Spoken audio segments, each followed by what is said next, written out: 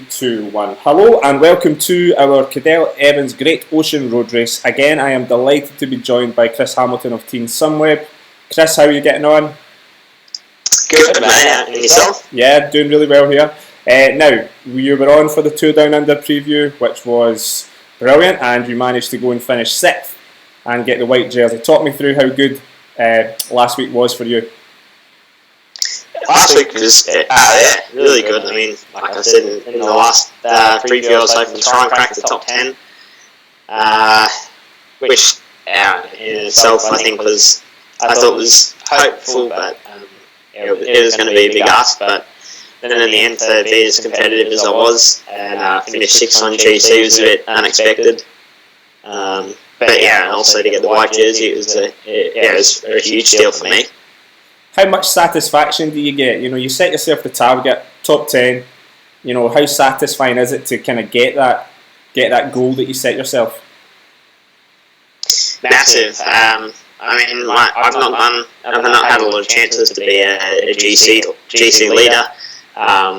Which is completely okay in my opinion, because it's a lot of pressure and to handle, but it makes the 6 days just a little bit longer, you know. It's crossing the line in longer and knowing, because I mean, anything can happen. You can every day you start the stage and you're like, gosh, I hope my leadings are good today, or in stage 5, for example, there was a lot of chance of crosswinds, and so that was a really terrible day, if I'm honest. There was just a lot of stress in the bunch, and in the end we saw the crash, unfortunately, with Paddy, which was really shit to see, but that's just what happens when it's that highly strung and with that high danger with the crosswinds. But yeah, it's a huge relief, because just meet any athlete meeting a goal or setting a goal and reaching it is kind of what we do it for. So yeah, super happy. Now, we saw you on the corkscrew. You were chasing the 4 who got away. You just couldn't quite get to them. How was that? You looked like you were maybe going to get them, and then you just couldn't. I think that was again that kind of exceeded my expectations a little bit. It was a bit chaotic. I had to do a bike change to the 15k to go or something like that, just as we were getting on that gorge road. And anyone that knows it is, if you're not at the front at the start of that gorge road, you're in for a bit of a shit fight. So there was a point there, and I'm like, oh god, it's done now, yeah, because I just hit a big hole and my bars rolled forward, and it was a bit shit, but stayed pretty calm, and actually it wasn't too much stress to get back to the front of the bunch. You just have to make a few kamikaze moves, but having done it previously, I wasn't. You have to have there's always going to be a few guys get away off the front, but generally speaking, it always comes back together. And so when I found myself in no man's land a little bit, I think I could have, if I really went into the red zone, I could have gassed it and got onto the back of them. But I was almost 100% confident that I knew Paddy, Bevan, and a lot of other guys were still behind, and Impy and stuff. And they were going to have guys to cooperate and get back together, whereas the guys in front, you can swap off. It's hard to hold them off, because at the same time they're thinking about being good and trying to flick each other in the sprint. So it kind of played out exactly how I thought it would be, but it was a good day. Now you head into Wollonga, the big day. Obviously, huge kind of pressure on you. You're performing really well. What was the actual tactic for that last climb up Wollonga? Obviously, you ended up chasing Richie. We'll talk about that in a wee minute. But what was the tactic going into the final ascent up Wollonga? Just start the climb in the best position possible. There was a pretty big head crosswind going into the climb. You kind of, it's a tricky balance between, if you've got a lot of guys, you can start directly at the front, because you need kind of 1 or 2 guys to still protect you a bit more. And previously we've seen there being crosswinds and stuff leading into there, so everyone's a bit stressed.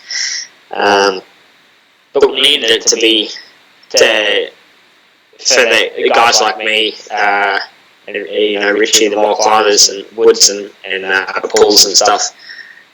we needed it to be hard on the first time up there, which it was. It was a lot more solid than any other year I've done it, but it still wasn't enough to do too much damage to the MP, obviously. But yeah, the main tactic is just get to the start of the climb safe and as fresh as possible.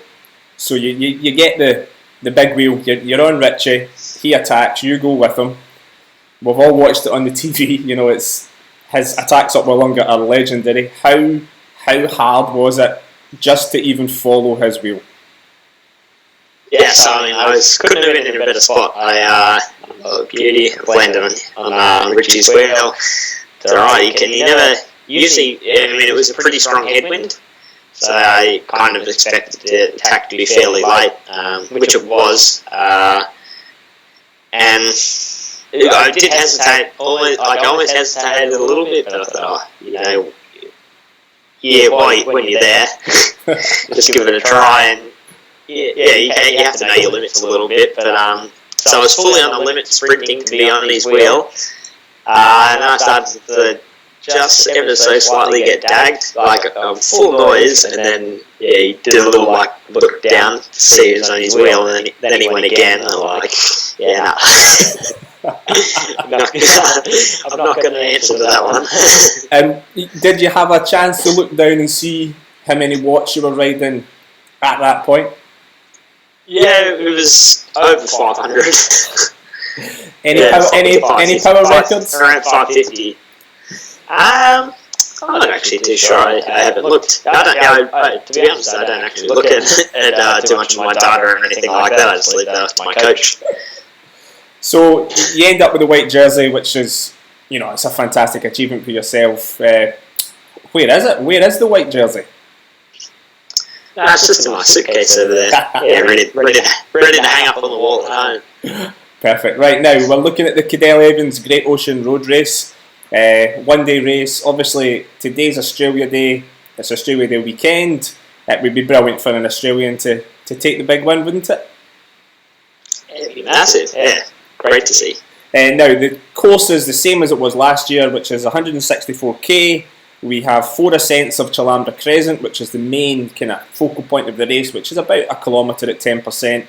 It is a steep little bugger of a climb, isn't it? It is, and it's such a killer to run in as well, because it's quite technical and also always up slightly uphill, and there's a lot of traffic islands, and it can be a bit of a stress to get in there, but it does. And also, there's a roundabout in the middle of the climb as well, going up, and the last must be 100 metres or so, they're just brutal. But you think it's done, but then it also drags over the top and then straight into the descent, so you're still at full noise trying to shift into the big ring, and it's nasty. Now we've got sprinters who think they can win it, because Nicky Asant won it a couple of years ago. Last year the bunch got back right at the end and Viviani was second by a matter of inches, so you've got this beautiful dynamic where climbers like yourself would love to escape on the final lap and get away. The peloton want to chase. How hard is it to get the tactics right in this race? Yeah, it is a tricky one, because it just depends on how many times you do go hard up it, and I think the problem can be is when five or 6 guys, the stronger climbers, get away.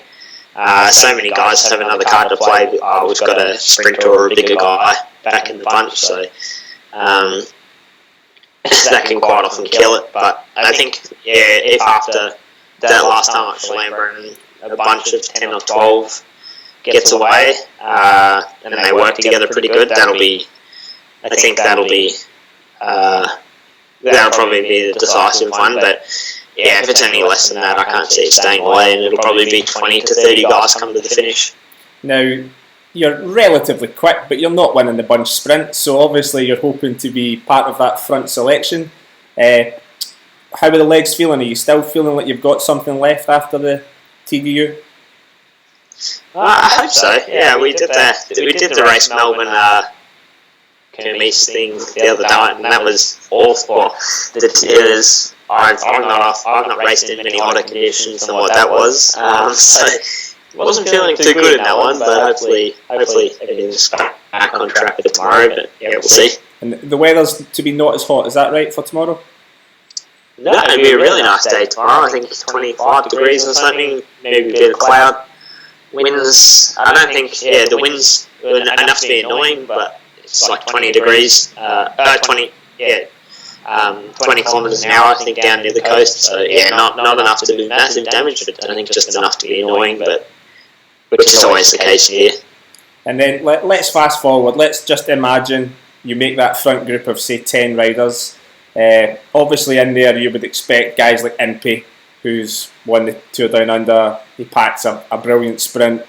In those kind of closing 10k, is it about trying to take your chance and make an attack? It just depends on the dynamic of the group and who's got a teammate or something like that. But if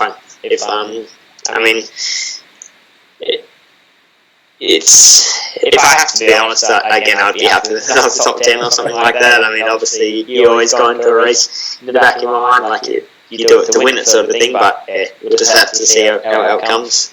And then, what's your schedule looking like? Do you head back to Europe fairly soon after the race, or are you staying out in Australia for a little bit? Yeah, I'm staying in Oz until the 21st of February. It's really nice that the team let me stay here and have a bit more time with the family and the good weather and stuff. And I actually don't have to race until the end of March normally, so I'll just go back to Trona and then I think a camp shortly after that, and it all kicks off again. Now, put your money where your mouth is then. You've been there, Tour Down Under, you've seen all the guys racing. Who do you think, if it's not yourself of course, who do you think is going to win tomorrow? It's hard to go past. Hard to go past Impey, or might even see a surprise moving on. We'll see.